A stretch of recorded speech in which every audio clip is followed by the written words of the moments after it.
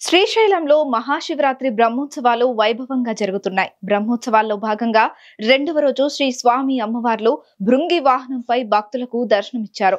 ఉత్సవాల్లో భాగంగా ఉదయం నుంచి ఆలయంలో అర్చకులు యాగశాలలో శ్రీ చండీశ్వరునికి ప్రత్యేక పూజలు నిర్వహించారు. లోక కళ్యాణం కోసం రుద్ర హోమం, చండీ హోమం నిర్వహించారు.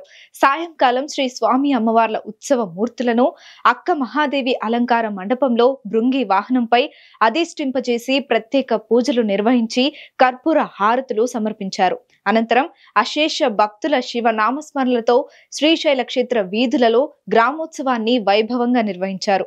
భృంగి వాహనంపై ఊరేగుతున్న ఆది దంపతులను భక్తులు కనులారా దర్శించి భక్తితో కర్పూర నీరాజనాలు సమర్పించారు.